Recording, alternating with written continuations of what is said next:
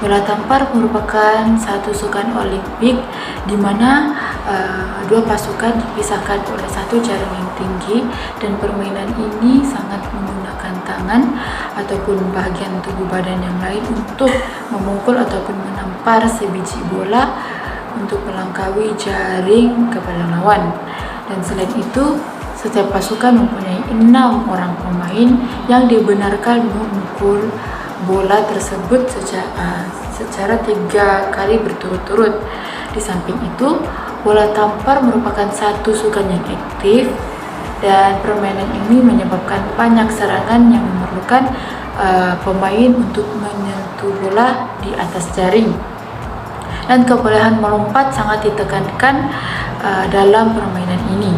Dan sukan bola tampar di Malaysia ia bermula sekitar tahun 1920-an di Pulau Pinang, dan ia dipopularkan oleh pelajar-pelajar yang baru pulang dari Universiti Shanghai sebelum ia berkembang di negeri Selangor dan di negeri-negeri yang lain.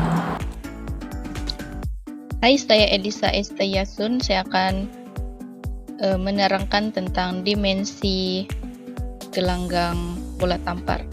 Kawasan permainan merangkumi gelanggang permainan dan zon bebas.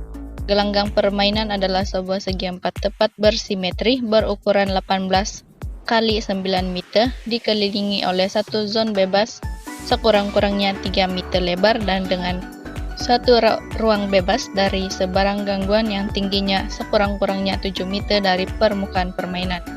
Untuk pertandingan dunia FBIB, zon bebas hendaklah berukuran sekurang-kurangnya 5 meter dari garisan tepi dan 8 meter dari garisan belakang. Ruang bebas hendaklah sekurang-kurangnya 12,5 meter tinggi dari permukaan permainan. Saya Nur Alia Balkis akan menerangkan permukaan permainan. Permukaan permainan mestilah rata, mengufuk dan sekata. Permukaan permainan perlulah bebas dari sebarang kerosakan yang menyebabkan kecederaan kepada para pemain seperti permukaan kasar dan licin.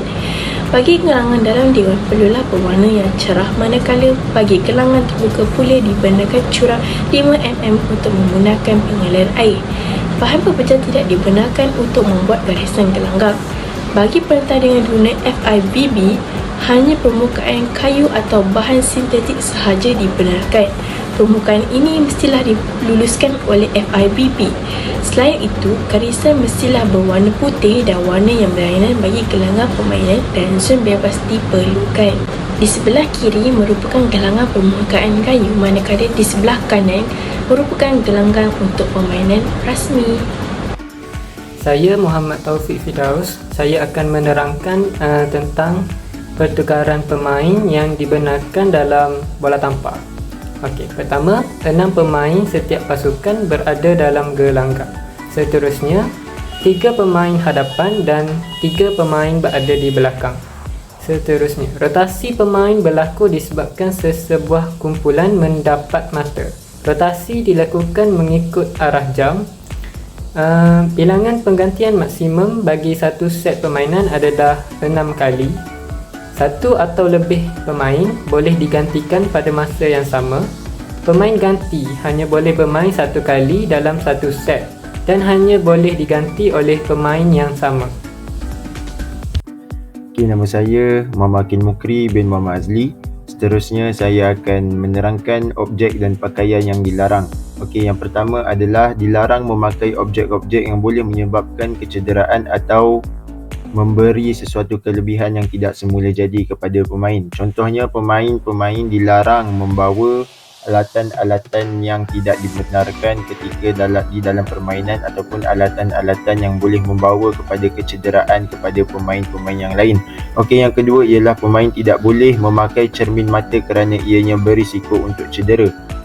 Sebagai contoh, pemain yang memakai cermin mata tidak digalakkan memakainya ketika di dalam permainan kerana apabila ingin melakukan hadangan, ianya boleh berisiko untuk terjadinya kecederaan.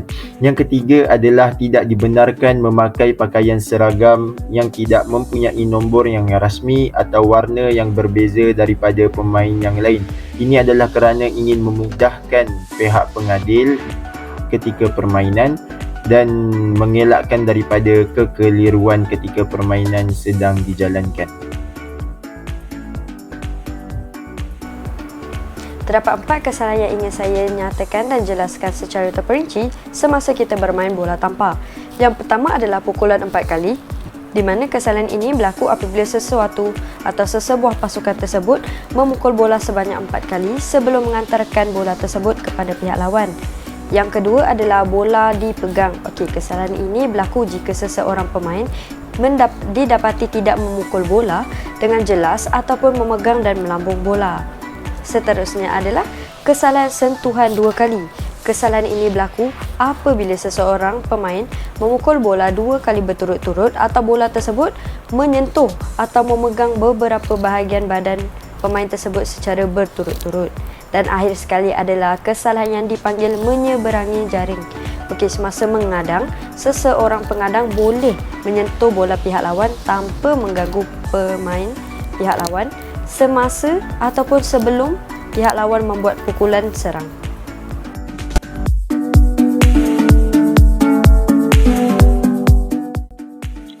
Seterusnya saya akan menerangkan tentang cara bola tampar dimainkan dengan menggunakan pukulan menyangga ataupun digging. Teknik untuk menyangga, pertama sekali rapatkan kedua-dua ibu jari seperti ini dan luruskan lengan untuk menyangga dengan baik. Seterusnya rendahkan badan supaya bola yang disangga melepasi jaring.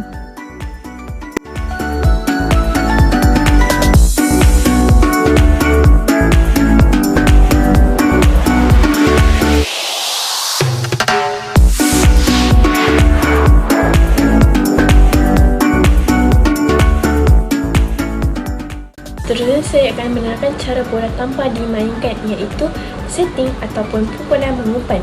Cara membuat setting ialah membuka jari-jari supaya membentuk sirkuit seperti ini.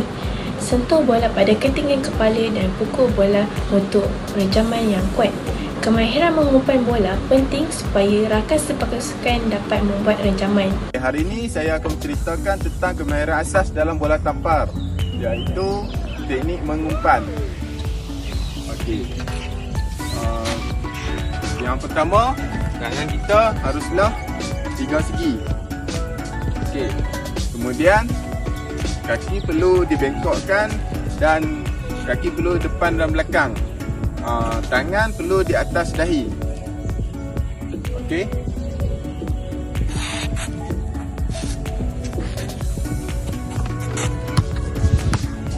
Cara mengambil bola.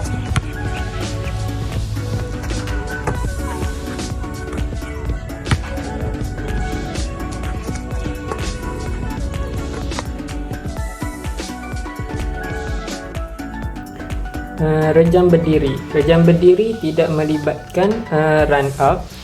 Seterusnya, melonjak dengan kedua-dua kaki bertolak dari setempat. Seterusnya, bengkokkan lutut dan menolak ke atas dengan tangan dihayunkan ke belakang dan ke atas. Seterusnya, menaikkan tangan kanan atau kiri di atas kepala atau di belakang bahu untuk merejam bola. Sekali, pukulan boleh dibuat dengan pukulan buku 5 tangan, tapak tangan terbuka atau menadah tangan. Rejam sambil berlari atau running spike. Pertama sekali, perejam berdiri 2 hingga 3 meter dari jaring. Seterusnya, berlari 3 langkah. Langkah pertama adalah bermasa atau timing pace. Langkah kedua pula akan membawa perejam di bawah bola dan kedua-dua belah kaki akan hampir bersama. Akhir sekali, perejam boleh memukul bola dengan buku 5, tapak tangan terbuka atau menadah tangan.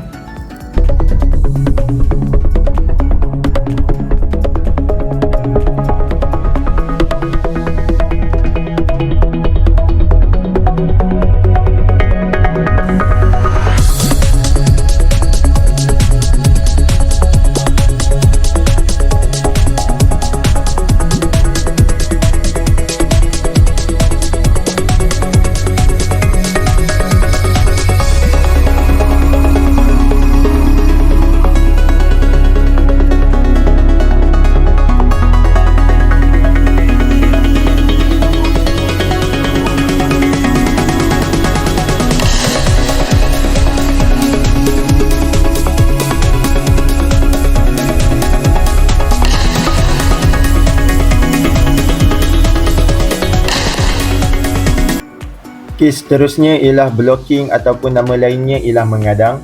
Lazimnya tindakan mengadang diamalkan untuk menentang rejaman oleh pihak lawan.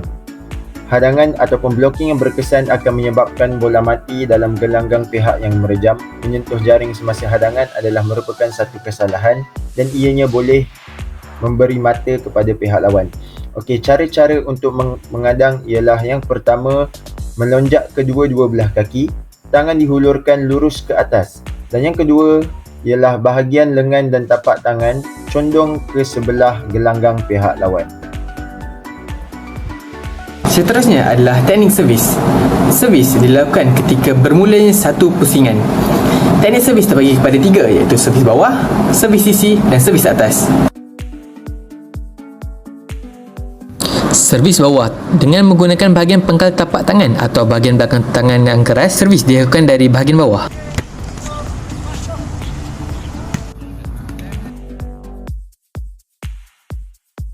Seterusnya servis sisi.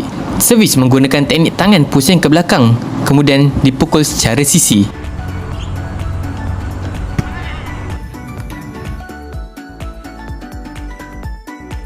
Yang terakhir, servis atas. Servis yang dilambungkan terlebih dahulu kemudian dipukul di bahagian melebihi atas kepala. Ada lagi satu servis iaitu jumping servis. Servis ini sama saja seperti jumping servis, tetapi ianya dibaling kemudian pemain akan berlari melompat untuk memukul bola. Pemain akan melakukan pukulan bola tersebut ketika berada di udara sebelum melintasi garisan servis.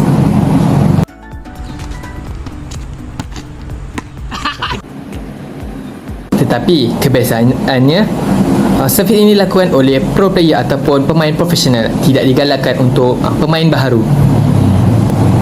Kemahiran berpasukan adalah keadaan di mana kedua-dua pasukan saling berbalas pukulan. Pasukan yang sama handal akan membuatkan permainan berpanjangan dan menjadi lebih menarik. Jadi, untuk meningkatkan kemahiran berpasukan dalam diri setiap pemain, terdapat beberapa cara yang harus dilakukan oleh setiap pemain. Antaranya adalah bagi meningkatkan kemahiran servis dalam setiap diri pemain, pemain boleh berlatih melalui 3 cara, di mana yang pertama, bola dipukul secara berperingkat untuk latihan servis sehingga bola berkenaan melepasi jaring. Yang kedua, pemain boleh membuat latihan servis ke dinding secara pukulan atas bahu. Yang terakhir sekali adalah pemain boleh membuat latihan servis ke arah dinding, di mana melalui cara ini pemain akan menandakan garisan melintang pada dinding yang mempunyai ketinggian 2 meter, 2,5 meter dan juga 3 meter. Pemain juga dikehendaki berdiri sejauh 5 meter dari jaring dan melakukan servis secara pukulan atas bahu ke arah dinding tersebut. Arahkan pukulan ke sasaran secara berperingkat dan ulangi pukulan pada sasaran yang sama sebanyak 5 kali. Seterusnya, untuk meningkatkan kemahiran berpasukan, pemain juga akan melakukan latihan merejam bola, di mana pemain akan melonjak dan memukul bola sehingga melepasi jaring.